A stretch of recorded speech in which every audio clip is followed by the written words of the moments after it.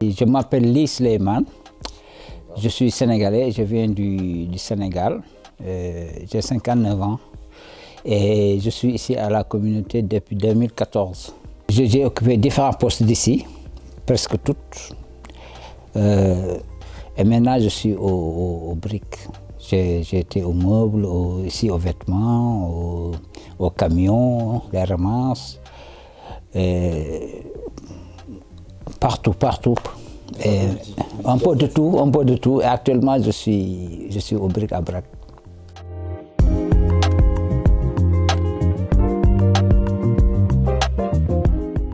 Bon, je dirais que c'est par un hasard que j'ai entendu Emmaüs. Parce qu'avant, je vivais dans un autre pays européen. Et avec la crise, j'ai dit, bon, je vais tenter ailleurs.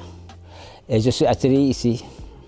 Au début, il fallait trouver un toit, ne pas dormir dans la rue. Et c'était ça, et depuis lors, je suis là, c'est tranquille. Oui, ça a été vraiment très positif pour moi.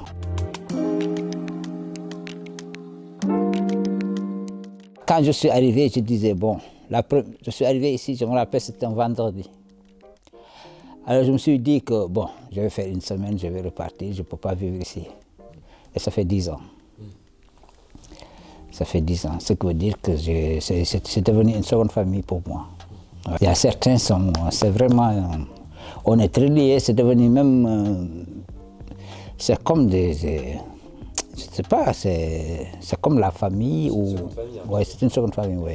Le jour de vente, tout le monde me dit bonjour Souleymane. Même si je les connais, je ne connais pas leur nom, mais ils me disent bonjour Souleymane. C'est un petit peu la star ici. Non, ce n'est pas star, mais c'est. Non, ce n'est pas star. Non, c'est.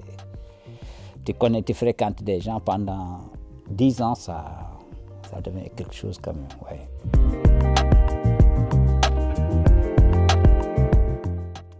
C'est comme le disait le père fondateur, aidez-nous à aider. Ça, c'est quelque chose de très. Je n'ai pas le mot, mais quand tu es là, tu sais que tu es là pour une cause noble. Je ne sais pas, tu es là pour aider, tu es là pour. C'est ça, C'est le fait d'aider. C'est le fait d'aider, oui. Puis je dis, ouais. Vu mon âge, je dis, bon, il faut finir en beauté, c'est ça, oui. Ouais.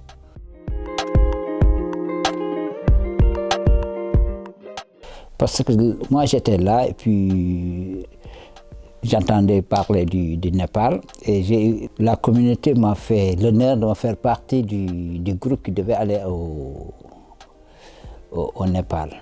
C'était une occasion pour savoir, j'entendais, on parle du Népal, la solidarité avec le Népal, etc. Mais là, sur place, tu vas te rendre compte vraiment qu'est-ce qui se passe.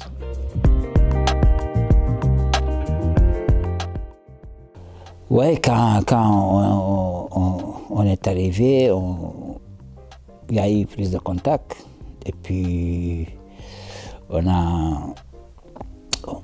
a vu des familles, on a visité des écoles et puis aussi on a vu le pays, on a regardé.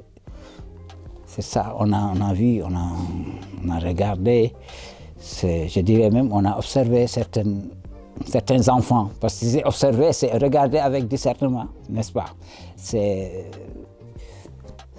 quelque chose vraiment. Moi, depuis mon retour, je me sens une autre personne. Ça m'a un peu touché.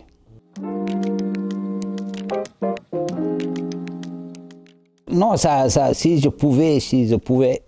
si j'avais les moyens, moi-même, je vais être solidaire. Parce qu'on a visité une école, on nous a dit que c'est un Américain qui a construit. Moi, je me suis dit, si j'avais les moyens, moi aussi, je vais faire quelque chose pour ces gens-là, pour ces enfants. Parce que ce qui m'a le plus, je ne dirais pas impressionné, c'est qu'il y a une volonté commune des familles. C'est-à-dire qu'il y a l'enfant qui veut aller à l'école, Et il y a les parents qui veulent envoyer l'enfant à l'école. Malgré leurs moyens, non, ils disent qu'ils vont étudier. Et puis quand tu étudies, quand tu apprends, tu sais. Et quand tu sais, tu es libre. Ils ont leur culture, ils ont leur civilisation. Mais excuse-moi, aussi ils ont envie de découvrir, ils ont envie de sortir de ça, tout en restant aussi assis sur leurs valeurs. C'est ça qui m'a vraiment, je ne sais pas, je ne trouve pas le mot juste, qui m'a marqué. Et puis j'ai vu ces enfants, ils étaient heureux. Oui, parce qu'il y a certaines écoles, dans les écoles, on vient, les enfants, ils viennent par petits groupes. Bonjour, comment vous appelez, vous venez d'où? Ils étaient heureux. Ils partaient très heureux. Au moment des repas, il y a certains enfants, ils prenaient que leur thé. Et puis ça, moi, depuis mon retour, ça, à midi, quand je vois toute la nourriture, je dis, ouais, il y a quelqu'un à quelques kilomètres qui prend son thé. Mais malgré cela, ils ont la volonté, ils ont l'envie de sortir de cette précarité. Parce que comment sortir de ça? Ils vont à l'école. Moi, j'ai vu des enfants qui portaient des sandales, qui ne portent pas chaussures fermées, mais ils vont à l'école. Moi, j'ai posé une petite fille, qu'est-ce que tu veux devenir demain?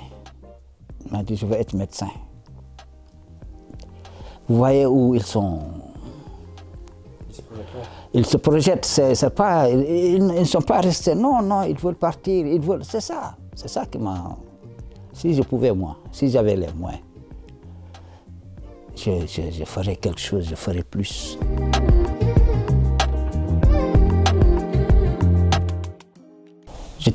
Tantôt, je te disais, je suis devenu une autre personne.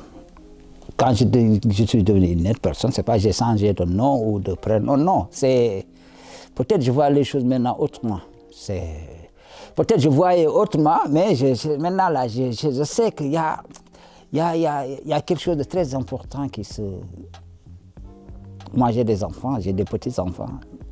Demain, si je retourne, j'ai quelque chose à leur... Je parlais, mais j'ai aussi autre chose à leur dire, à ajouter sur ça. C'est le voyage, c'est la rencontre, c'est le fait d'avoir le contact. Parce que tu peux voyager sans bouger. C'est vrai, non? Tu es là, tu fermes les yeux, tu penses, tu voyages, tu es là assis. Mais le fait d'avoir contact avec ces gens-là, échanger avec ces gens-là, c'est ça qui est important. C'est le fait d'être en contact, de voir avec tes propres yeux qu'ils parlent, tu entends ce qu'ils parlent, tu les vois, c'est ça qui... C'est pas le voyage de prendre les avions, non, c'est le fait c'est le contact là, le bonjour qu'ils te disent là. How are you? Hi. Ou ils disent namaste. C'est ça c'est le mot là. Moi, à chaque fois, parfois, je ferme les yeux, je revois ces enfants là.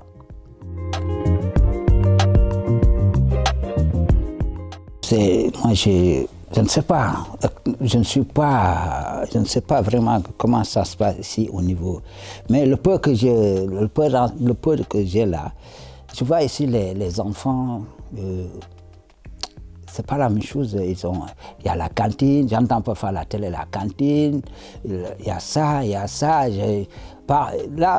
je peux dire que le gouvernement met des moyens.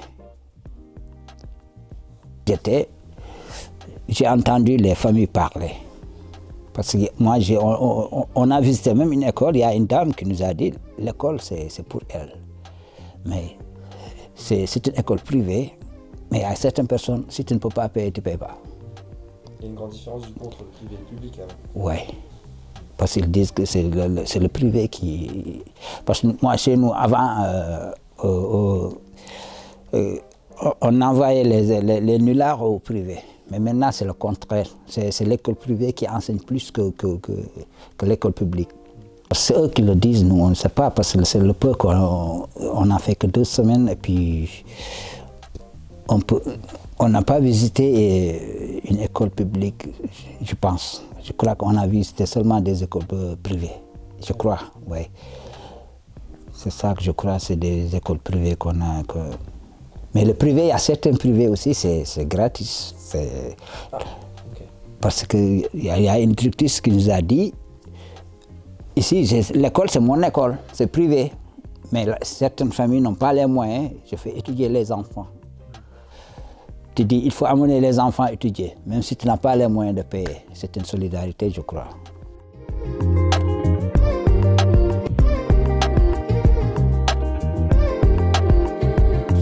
Si. Même chaque fois que j'aurai l'occasion d'y aller, je le ferai. Même si je ne pars pas aussi, si j'ai la possibilité de faire quelque chose, je le ferai. Pour aider les personnes du coup. Oui, les enfants, surtout les enfants. Moi, ce sont les enfants là qui me... Parce que parmi ces enfants-là, on ne sait pas. Il y a des grands mathématiciens, il y a des philosophes, il y a des... On ne sait pas qui sont ces enfants, qu'est-ce qu'ils peuvent devenir demain pour l'humanité. Ils peuvent nous servir à tous.